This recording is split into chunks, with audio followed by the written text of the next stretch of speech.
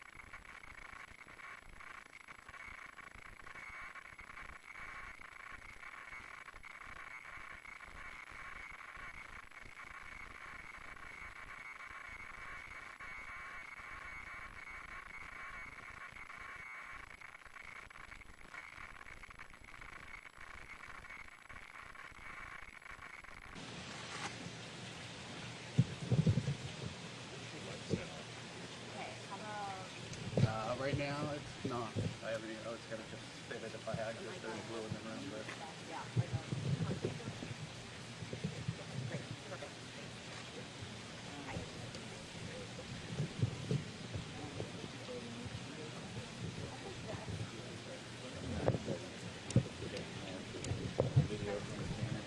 Well, it's a pretty good. That's because it booted it up while the can do that. Thank you.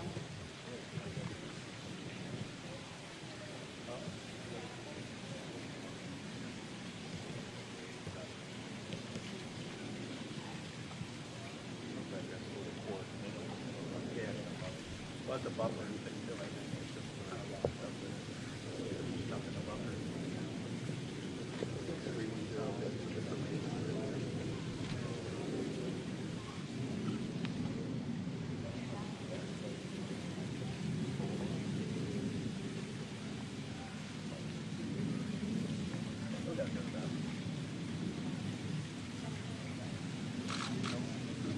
Didn't go last time we go to that.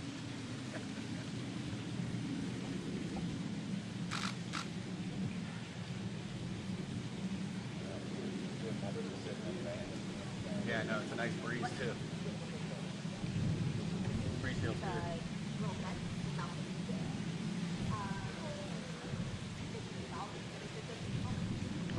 Where's the transmit to? Is that just for your laptop when you're working? No, this would go back to either New York or Washington, but they'd have to be ready to receive it. And Not to mention you can't edit if they're taking them all. oh, I can't. No. I pick on the back here, and then I select which ones to transmit. How nice. I hate it. I feel bad. I mean, even my footage, you know, a lot of times I'm like, I don't really have much choice. Nice bucket.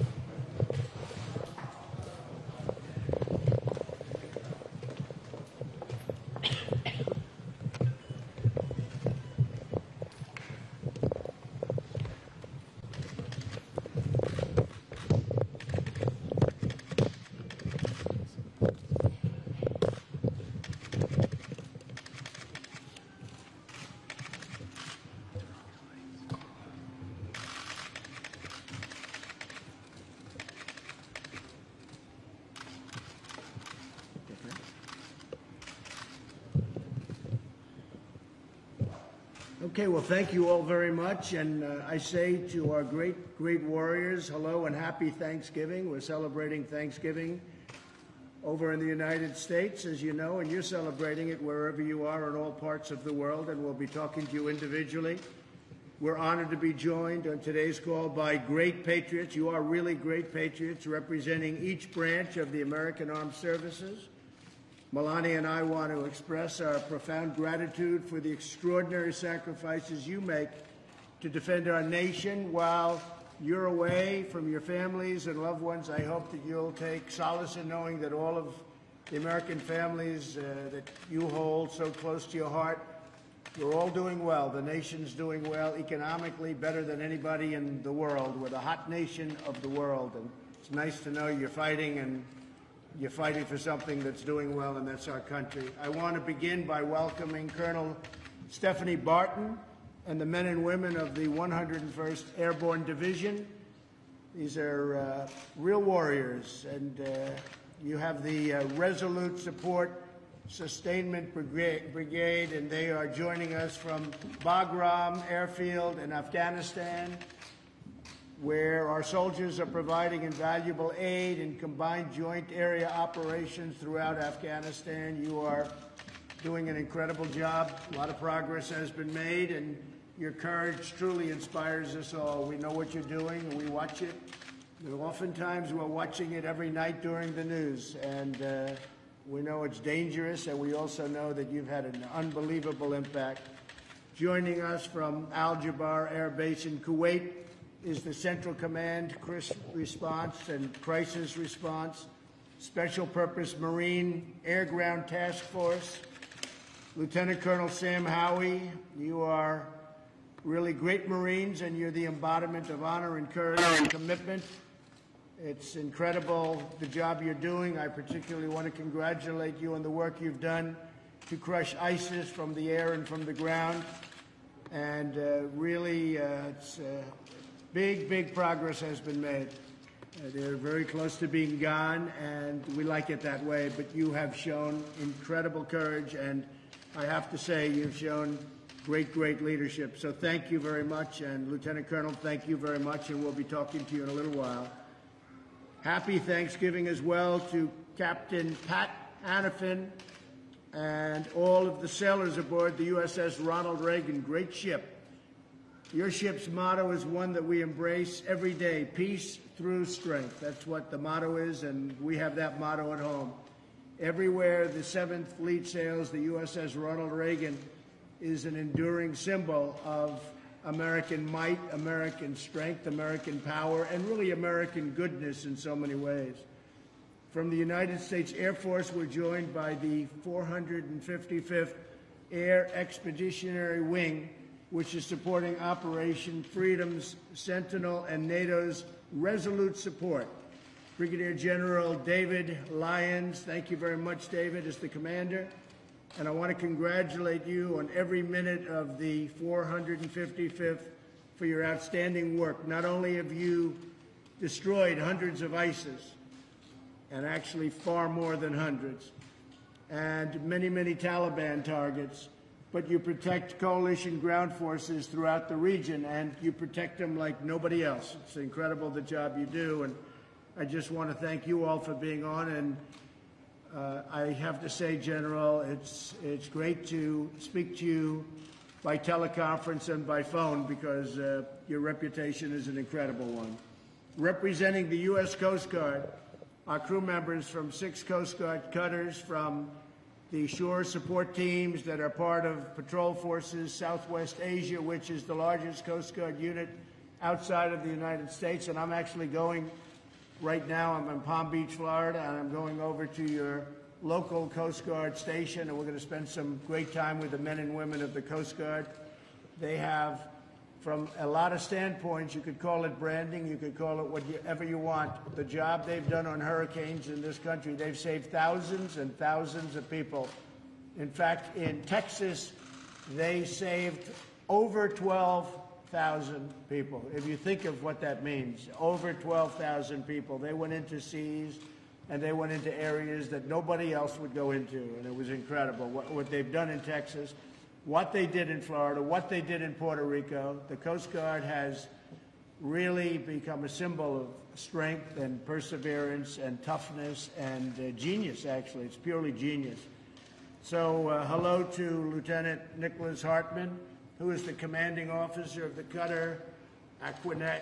And I also want to congratulate Seaman Christopher Wilson on being selected for A school. That's A, like in A, that's the best, right? Seaman Wilson, you truly make us proud. Congratulations, that's a big deal. Going to that school is like going to the Wharton School of Finance if you happen to be doing what you do. And to everyone on today's video conference also, I want to thank you all for serving. Today we thank God for the blessings of having you people be our heroes, and you really are our heroes. And your families are back here, and they love you, and they respect you, and they look forward to seeing you, because you're the ones who keep America safe and strong and free.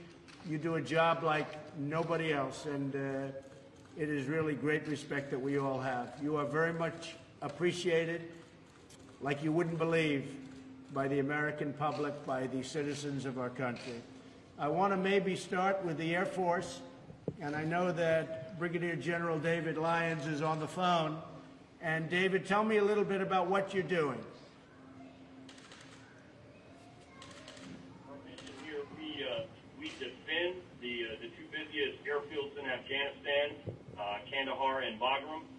We support our teammates and our mission set, and then we deliver decisive combat air power across the entire country of Afghanistan. And Mr. President, I know you can't see us right now, but you've got 150 airmen in this room that would love to say Happy Thanksgiving to you. Vultures, what do you say to the President?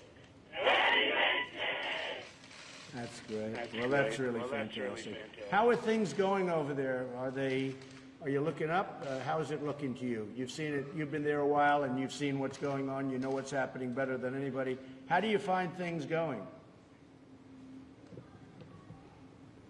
Both the Taliban and ISIS are resilient adversaries, but I think that we're doing well. We get after them every single day. Our objective here is to fight the away game. And so what I mean by that is we never want this adversary to reach our shores again. And so every airman here is dedicated to keeping this fight away from our shores. A stable Afghanistan is good for Afghanistan, but we do what we do for America, sir. Well, you said it better than anybody could have said. Keep them away from our shores, and that's why we're doing the strong borders. You probably see over the news what's happening in our southern border and our southern border territory. Large numbers of people, and in many cases we have no idea who they are, and in many cases they're not good people. They're bad people. But large numbers of people are forming at our border, and I don't have to even ask you. I know what you want to do. You want to make sure that you know who we're letting in, and we're not letting in anybody, essentially, because we want to be very, very careful. So you're right. You're doing it over there. We're doing it over here. And your people at the border, we have the military at the border for the first time. I don't know if it's ever, or certainly there's never been a presence like this, but we have a very powerful border now. We have the Cosentina fencing, and we have things that people don't even believe. We took old broken wall and we wrapped it with barbed wire plus. I guess you could really call it barbed wire plus. This is the ultimate. And nobody's getting through these walls, and we're going to make sure they're the right people, because that's what you and your family want, and all of your families, that's what they want.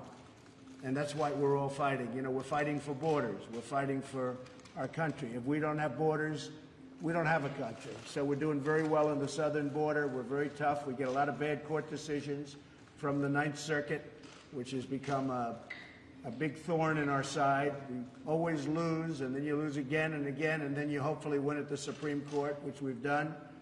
But it's a terrible thing when judges take over your protective services, when they tell you how to protect your border. It's a disgrace. So we're winning, and you're winning, and I appreciate it very much. And General, your reputation's an incredible one. Thank you very much for doing the job, and I'll see you back when you're in the United States, or maybe I'll even see you over there. You never know what's going to happen. Thank you, Mr. President. We appreciate that. Thank you very much. Thank you very much. Really great. And thank all the men and women with you. Really spectacular people. Well, next, let's talk to the U.S. Coast Guard Commanding Officer, Coast Guard Cutter, Aquaneck, and it would be Lieutenant Nick Hartman. And so, Nick, tell me a little bit about what you're doing, where you are, and how's it going? Good morning, Mr. President. This is Nicholas Hartman, like you mentioned, from Coast Guard Cutter Aquaneck. Here in the room, we have 14 members from Patrol Forces Southwest Asia, and we're located in the Kingdom of Bahrain, Mr. President. Our mission out here is to patrol the Arabian Gulf, Strait of Hormuz, and conduct our U.S. Central Command and NAVCENT objectives here in the Gulf. A lot of our work is partnering and building relationships with the Gulf Coast countries, and so that we have a good standing and resolve here in the Arabian Gulf and at Central Command AOR. Things, in my opinion, going very well for us.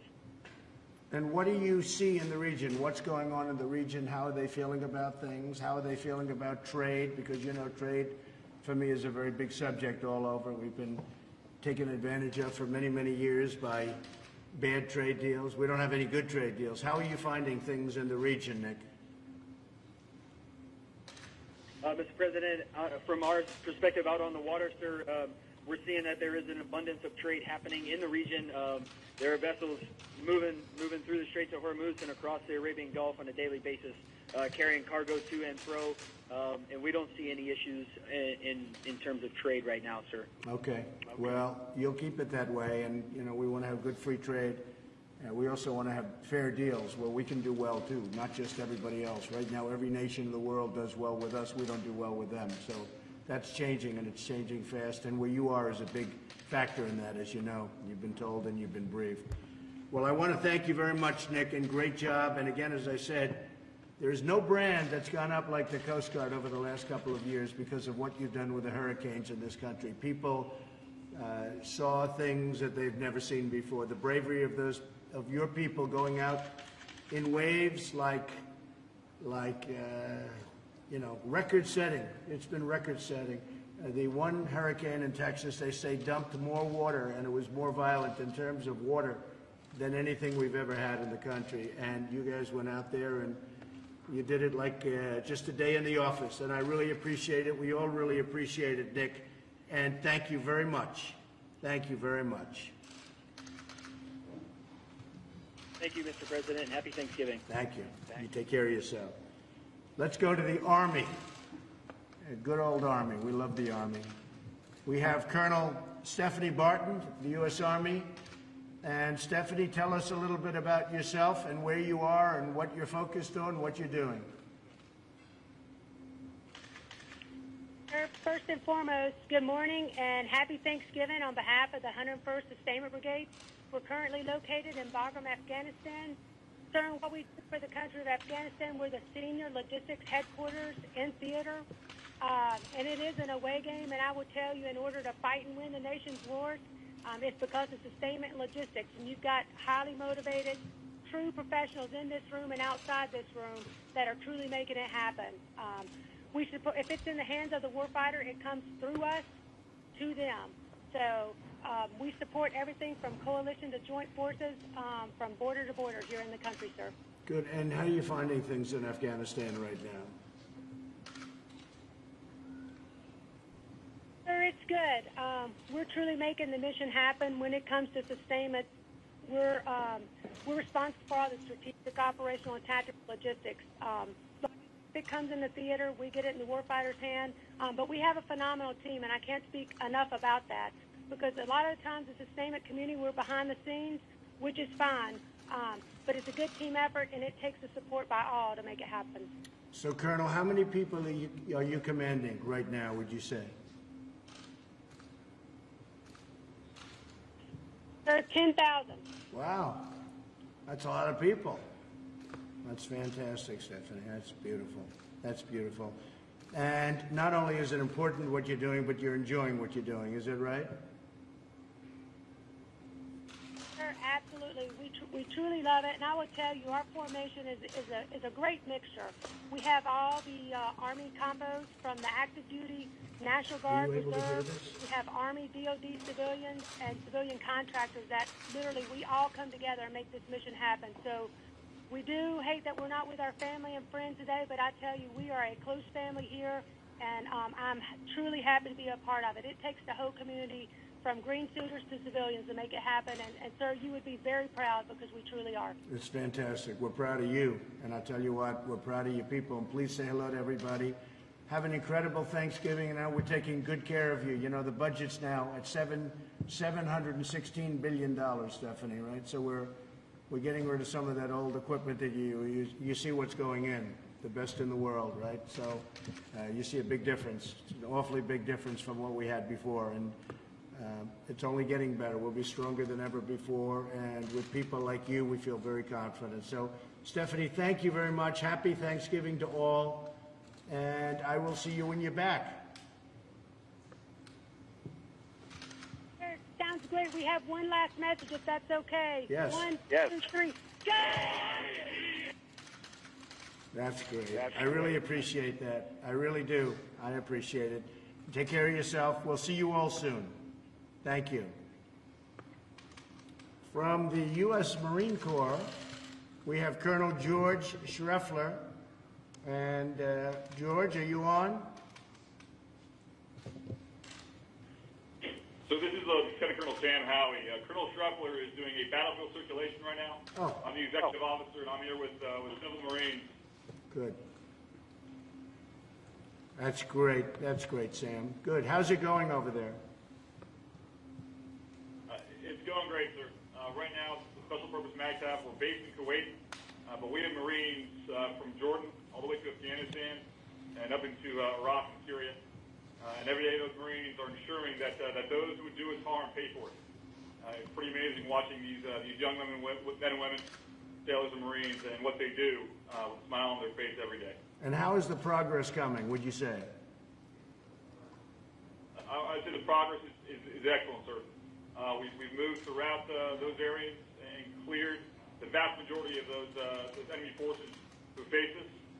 And right now, I think we're in a good position to continue that for the rest of the year or foreseeable future. That's great. That's great. I'm hearing very good things. And they treat you good over there, I imagine, right? Do they treat you good? They're outstanding. Our partners throughout, included here at Al Jaber Air Base with the Air Force, they treat us like gold. We want for nothing. And today we had, I think everyone can agree, a fantastic Thanksgiving dinner here aboard the base. That's great. That's great. Well, they should. We're good friends, and they've been a good ally. We treat them well, and they treat us well, and a lot of good things are happening over there. People are surprised to see how fast things are turning around. But you have one of the great bases. You have something that's incredible and special. And we'll get to see you, Joy. We're going to get to see you very soon. And I will say, and say hello to everybody else, but I will say I want you to have a great Thanksgiving. You are, what's the time difference? What is your time lag over there? How many hours between, let's say, East Coast? Right now, sir, it's 1800 in the evening. Right. So it's about a big. hour difference. Yeah. That's a pretty big time difference, right? That's a pretty big time difference. So you've celebrated. Well, listen, you just take care of yourself and say hello to the Colonel and everybody. And you're special people, very, very special people, and we're very proud of you. And give my regards to Kuwait and everybody, but a lot of progress being made. Your country is really doing well. It's really doing well, like it hasn't done before. So that's good. It's always good to be fighting for something that is working. And unlike a lot of countries, this one works well, and it's working better than ever. So we'll see you when you're back, or maybe we'll see you some other place, okay? Well, thank you very much. Thank you very much. Thank you. Take care of yourself. From the U.S. Navy, we have the commanding officer, Captain Pat Hannafin. And Pat, are you on the phone? Yes, sir, I'm with you. And from the over 4,800 sailors and airmen aboard USS Ronald Reagan, the nation's only permanently forward-deployed aircraft carrier, we are currently in Victoria Harbor, Hong Kong, about 13 hours ahead of you. Still Thanksgiving here.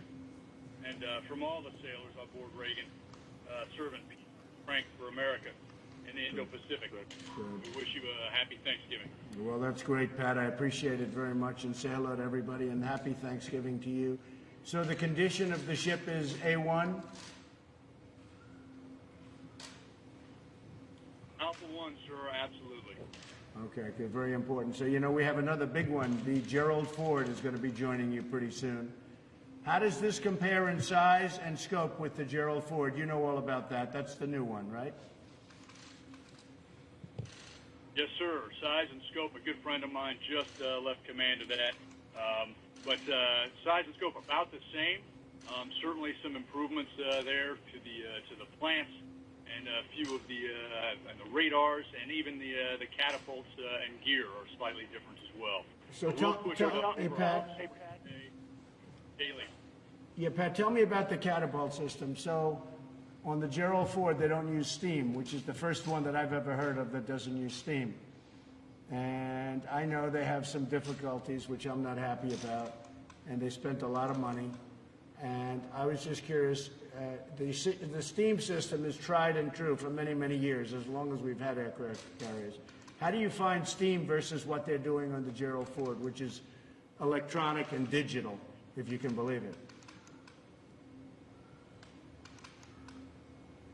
Yes, sir. All of our Nimitz super carriers have been using steam for decades, and we find it pretty reliable. However, the electromagnetic catapults that they're running there offer some great benefits.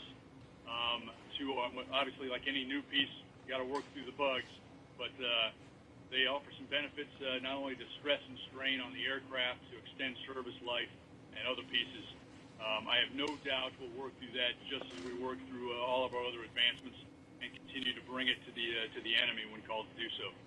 So when you do the new carriers, as we do and as we're thinking about doing, would you go with steam or would you go with electromagnetic? Because steam is very reliable, and the electromagnetic, I mean, unfortunately, you have to be Albert Einstein to really work it properly. What would you do? Yes, sir. You sort of have to be Albert Einstein to run the nuclear power plants that we have here as well, but we're doing that very well. I would go, sir, Mr. President, I would go electromagnetic cast. Okay, good. Okay. We do pay a heavy cost for transiting the steam around the ship. Good. Okay. I like to hear that. I'm actually happy about that answer because at least, they're doing what they're doing, but that's actually a very good answer. So, Pat, how are you seeing things over there? What's going on?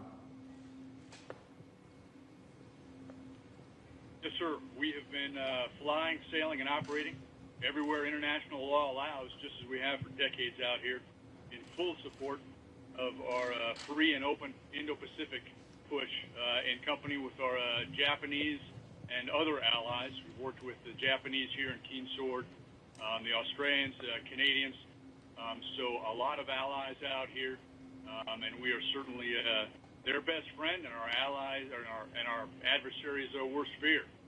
And that's exactly what we want to do, is bring peace through strength to this region. Right. And you have a 6-month deployment approximately? Sir, we're a little shorter than that, but Reagan, as your only permanently forward deployed carrier, spends about half of the time each year out and about half back in getting maintenance work on it. Each of the sailors and airmen aboard spend 3 to 5 years out here with us at a time before going back to a stateside assignment. But we're all honored to be serving the nation out here. Right. Pat, why is it that the Reagan is the only one that's permanently deployed of all the aircraft carriers? Why is that? Was it set up for that, or is it just happens to be? Yes, sir. We have worked a single aircraft carrier out in Japan for decades now.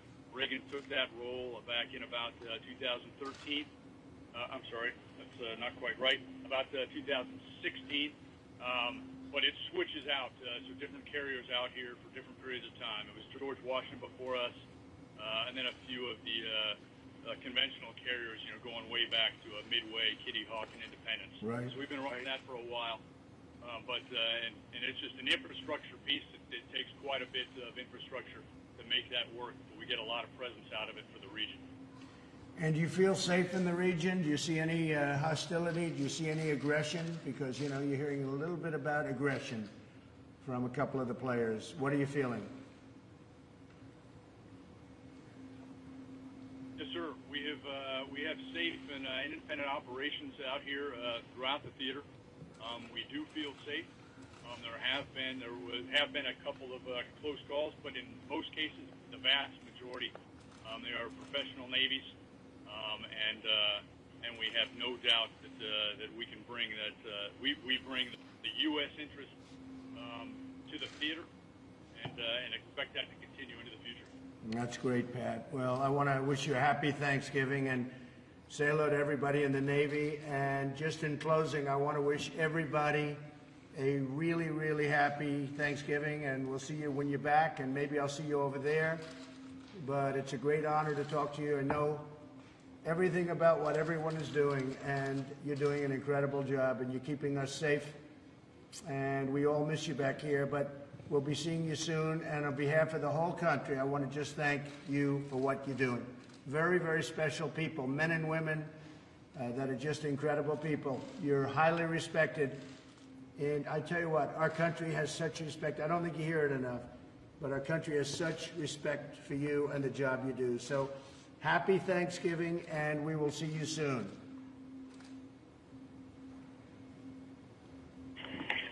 Happy Thanksgiving. Happy Thanksgiving. Thank you. Thank you all. Goodbye. Bye. Great people. They're great people.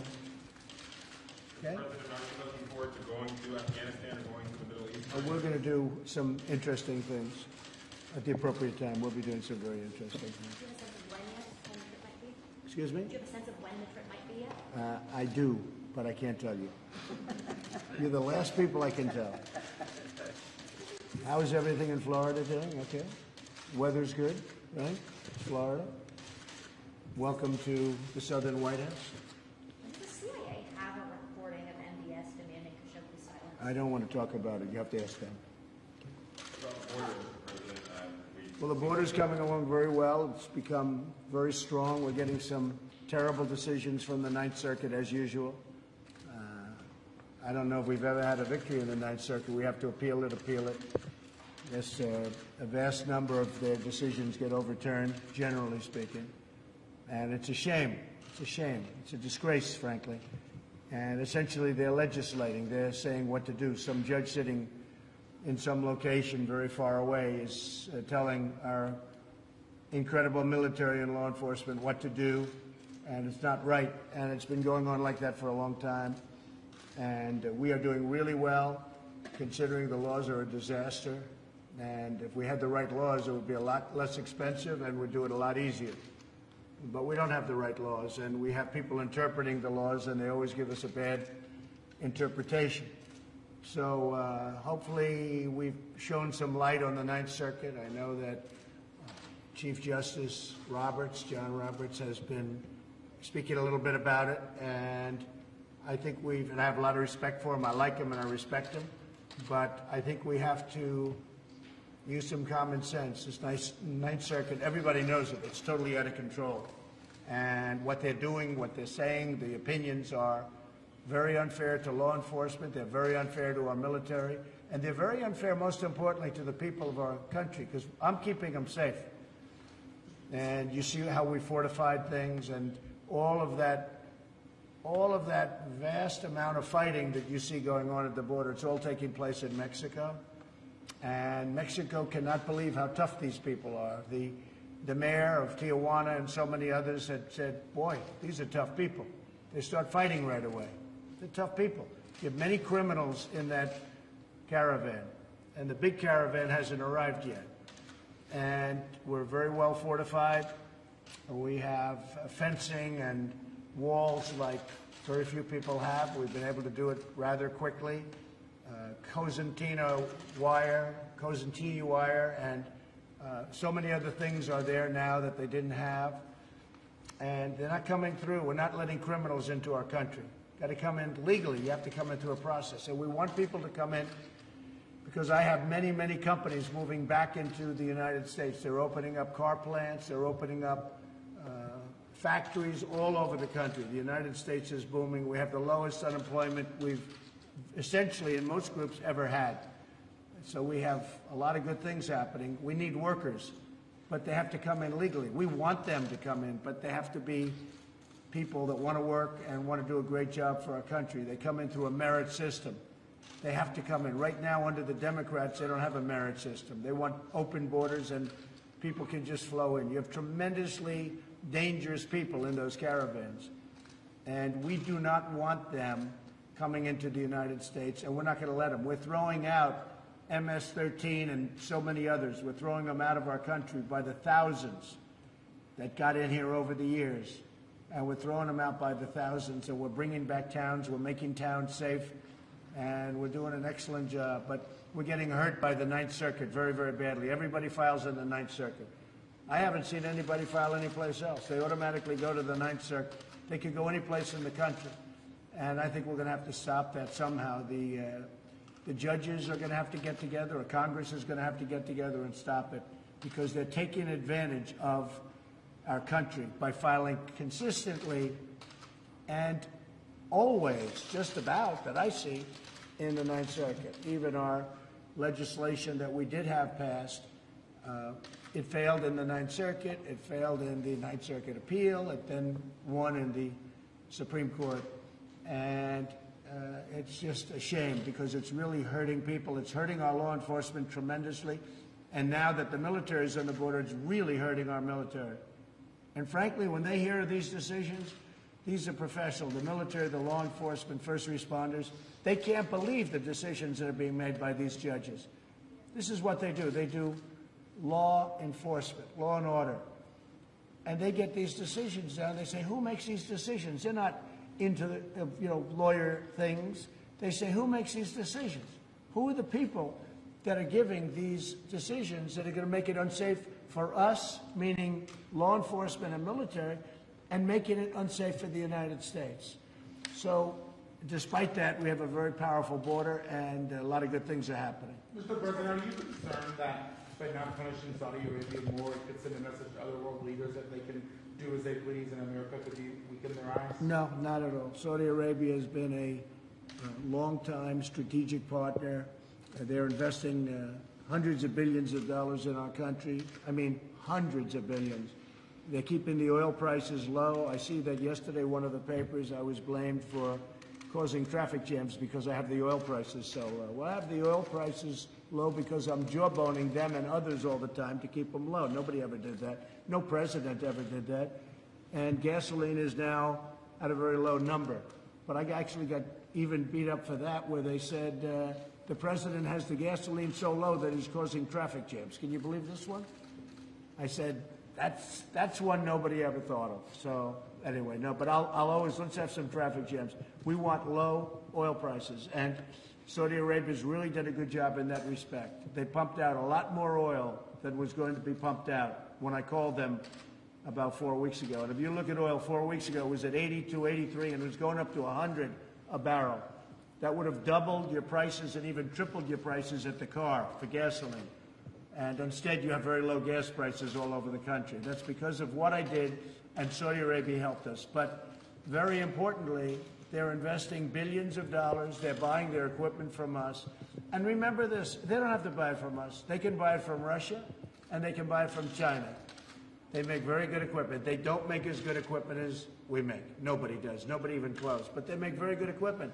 So they can spend that money in Russia and China and other places, and that is not acceptable. But the CIA, Mr. President, concluded with confidence that MBS... They didn't conclude. No, Josh, they didn't conclude. I'm sorry. Do you think they did not? Josh, no, they didn't conclude. They did not come to a conclusion. They have feelings certain ways, but they didn't have the report.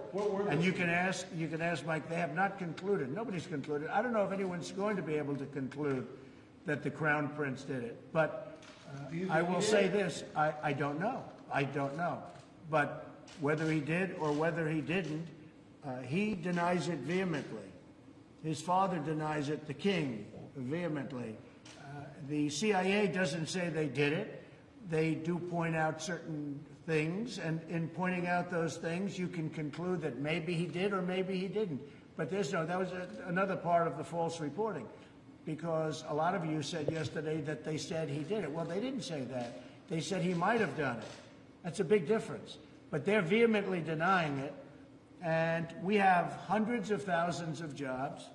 Do people really want me to give up hundreds of thousands of jobs? And frankly, if we went by this standard, we wouldn't be able to have anybody as an ally, because look at what happens all over the world. But then you could also take a look at Iran. Take a look at Syria, where, millions of people have been just slaughtered horribly, horribly. You take a look at what's going on in Iran and the vicious situation that's taking place there and the number of people that are being killed and slaughtered. You take a look all over the world. We're not going to be able to let's not deal with anybody. The fact is that Saudi Arabia is tremendously helpful in the Middle East. If we didn't have Saudi Arabia, we wouldn't have a big base. We wouldn't have any reason, probably. I mean, if you look at Israel, Israel would be in big trouble without Saudi Arabia. So what does that mean? Israel's going to leave? You want Israel to leave? We have a very strong ally in Saudi Arabia. We have an ally that said they did not commit at the top level, the Crown Prince, the King. They did not commit this atrocity, and it's an atrocity. It's a terrible thing. I dislike it more than you do. But the fact is, they've been a very strong ally. They create tremendous wealth. They create really tremendous number of jobs in their purchases. And very importantly, they keep the oil price down. If you want to see a global depression, all you have to do is lift the oil price $50 a barrel, which could happen very quickly once we lose that relationship. So I hate the crime. I hate what's done. I hate the cover-up. And I will tell you this, the Crown Prince hates it more than I do, and they have vehemently denied it. The CIA points it both ways. As I said, maybe he did, maybe he didn't, but I will say very strongly that it's a very important ally.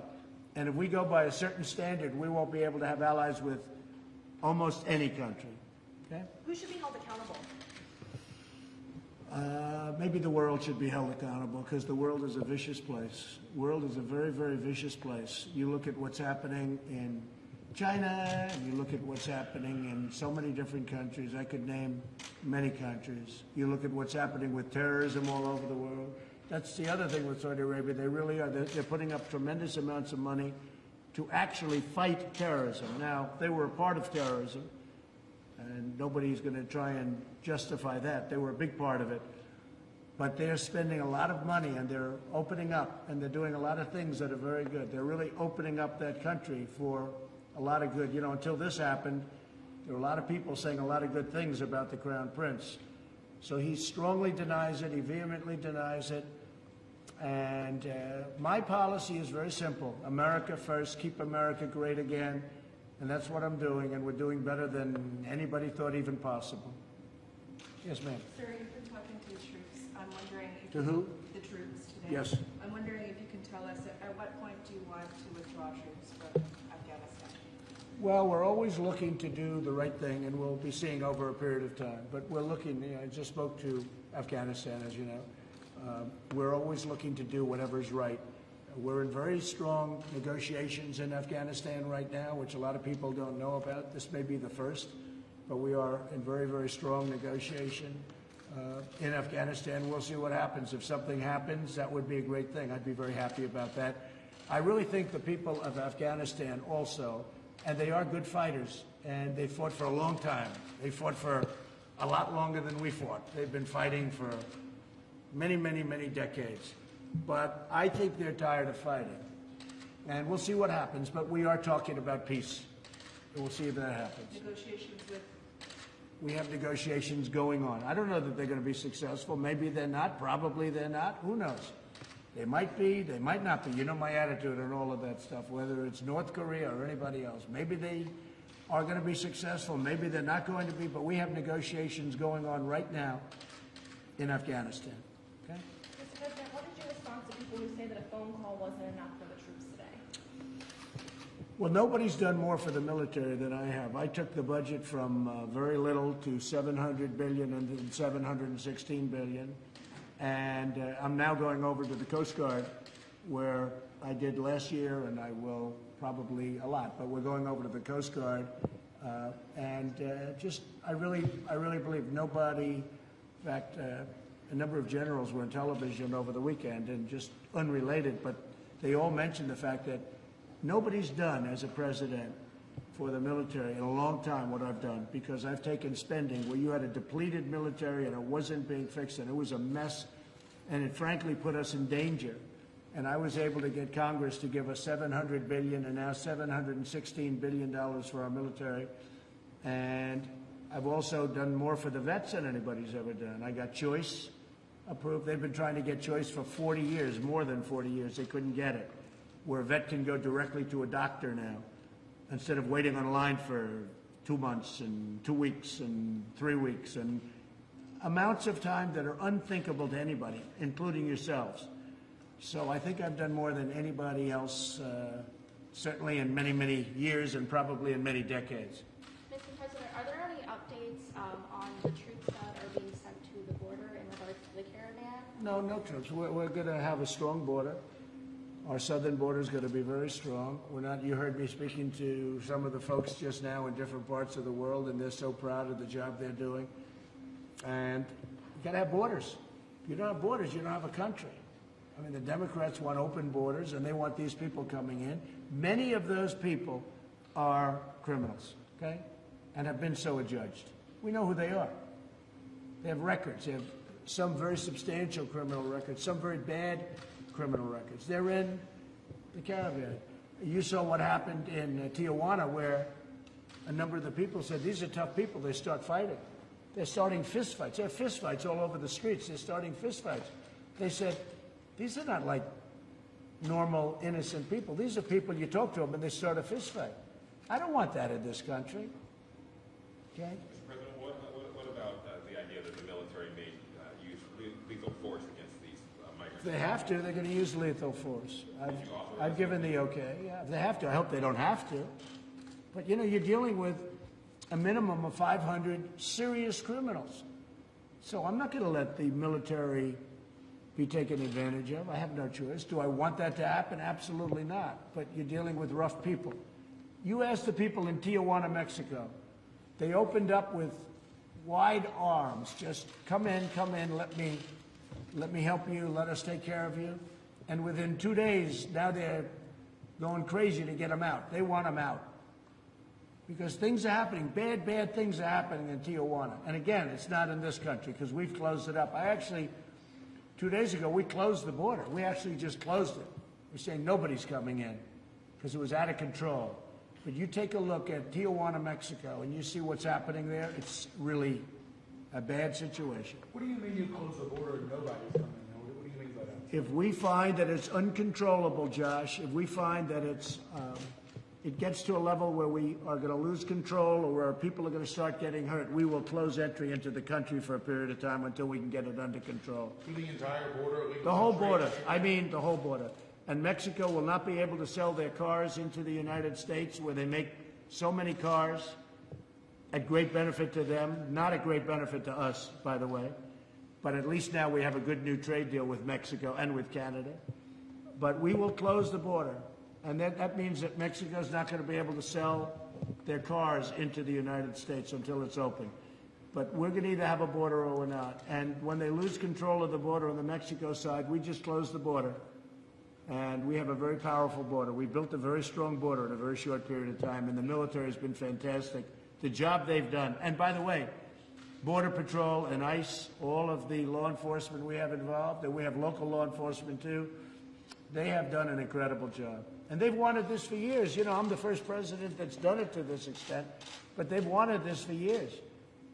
And some of the presidents, I guess they didn't care, or they wanted open borders. I don't think they wanted open borders, because most of them, if you go back to 2006, they all approved essentially a wall, a very powerful fence, which is pretty much the same thing.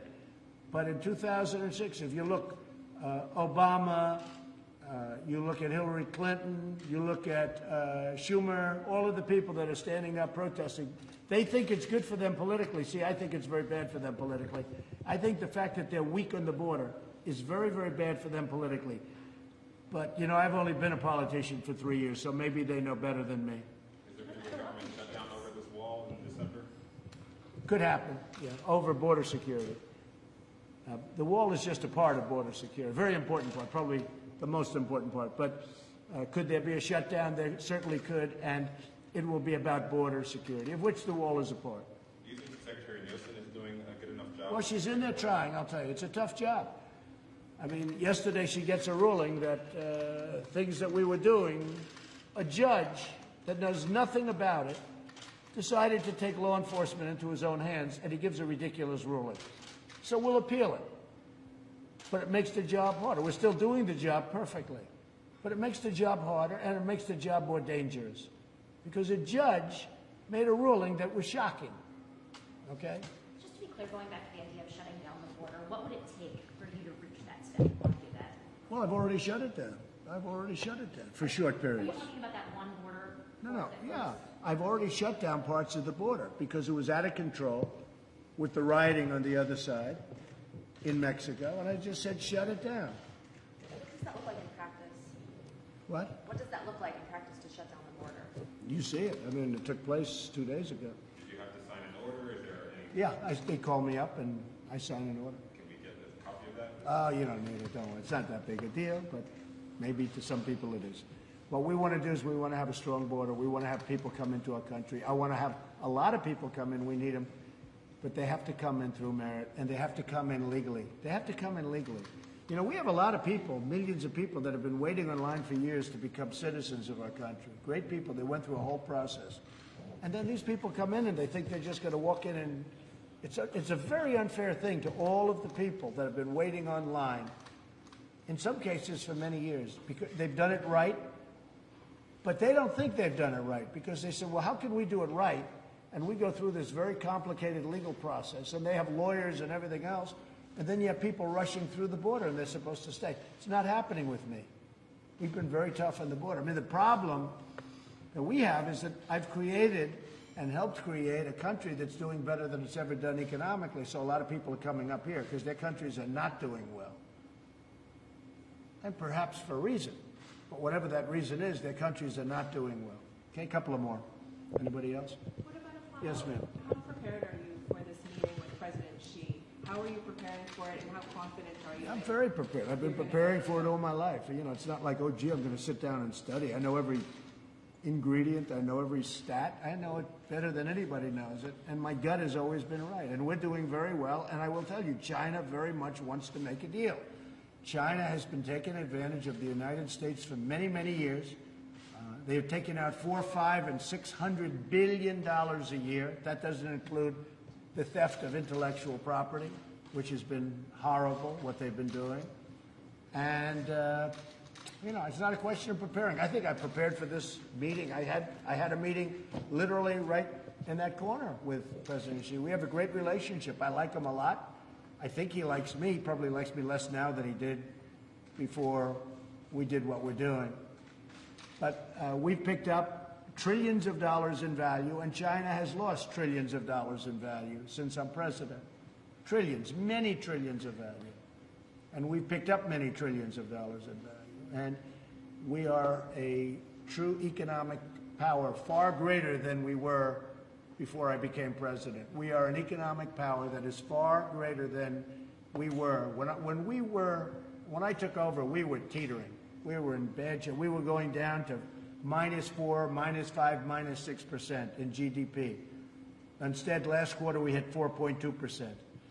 And we are doing very well. I can say this, China wants to make a deal very badly. Do you think it's going to happen? Because of the tariffs, because right now on $250 billion, they'll be paying as of January 1st, 25%. And in many cases, they're already paying 25%. On the rest that they're not, they're paying 10%. But the 10% goes to 25% on January 1st. And so they're going to be paying a tremendous amount of money, which, frankly, is great for our country. We're taking in billions of dollars from China. We never took in 10 cents from China. They took everything from us. We never took anything from them. Now, as of already, we're taking in, right now, we're taking in billions. China is, people don't understand this. China is right now paying us billions of dollars a month. That's never happened before. And soon, they're going to be paying us many, many billions of dollars a month. But China wants to make a deal, and we can make a deal, we will. Are you worried about Matt Whitaker's finances and his potential hacking? No, Matt Whitaker's a highly respected person. And, you know, once I choose somebody, they always go through hell. But Matt Whitaker is a highly respected man. The Justice Department respects him tremendously. I've spoken to a lot of people. And, you know, the press has been nasty to Matt Whitaker. But I can tell you that he is a highly respected, strong person. And he's doing a great job. Everybody tells me that. He's doing a really great job. Have you done anything, Mr. President, to try to bring Julian Assange back to the United States? No, I haven't been asked to. No. Would you want him to face charges here? Do you think I don't know anything about it. I'm not very familiar with the whole situation. But I would say that if somebody made a request, I guess it's something we consider. I just don't know very much about that situation. Okay? What else? Anything else? Are you interviewing people this week for new jobs in your administration? Yeah, we'll have a few. I'm very happy with my cabinet and people that work for me and for us, really work for the country. We have a great cabinet. We have absolute stars. But a few of them, I would say, can do very well outside. Everyone's doing well when they leave. That's one thing I'll tell you. Everyone that leaves the Trump administration has come out really well. I'm very proud of a lot of them. Look at Hope. Hope Hicks is doing a fantastic job. She's a fantastic young woman, and I'm very proud of her. Look how she's doing. She's become a very important person in the outside world. And we have many such people where they work here for a year and a half, or for a period of time, and they go outside and they do really well. Many of them. So, and that's what I want. I want to see. There's always a lot of change. Yeah, I'll probably be changing a couple, maybe a few, but very little. Overall, we're very happy. Are you doing interviews this week for that? Yeah, I'm doing interviews this week. I'll do interviews as we say in the Southern White House. People like doing interviews here. What jobs are you interviewing for, Mr. President? Well, I'll let you know. I'll let you know. But You could just let us you'll know be now, seeing. if you wanted to. I know. Maybe I will. Have you talked to Ivanka about her emails? Yeah, I have, actually. And very innocent, a short period of time, very early on. There was no deletion of emails like the 33,000 plus probably another 100,000 that Hillary Clinton did after she got a subpoena. There was no bleach bit. There was no anything, just innocent emails. There were no classified emails. A much different deal. It's another fake news story. And she did transition out. She was a private person, and then ultimately she transitioned out from private to government. And I believe all of her records are in the Historical Society, the historical records. Much different than the other situation that I've talked about for a long time. But she transitioned out, but everything's in historical records. I'll see you over at the Coast Guard. I'm going over to say hello to the Coast Guard right now, which I look forward. I'll see you. I don't know if you're going, but if you are, I'll see you there. Thank you all very much. What are you most thankful for, Mr. President?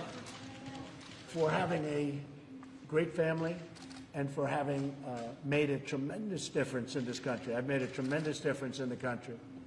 This country is so much stronger now than it was when I took office that you wouldn't believe it. And, I mean, you see it, but so much stronger that people can't even believe it. When I see foreign leaders, they say, we cannot believe the difference in strength between the United States now and the United States 2 years ago. Made a lot of progress. Thank you very much. The lawyers are back from Mueller. We're going to see you guys at the Coast Guard. Thank you so much. Thank you, everybody. Thank you so much. Thank you.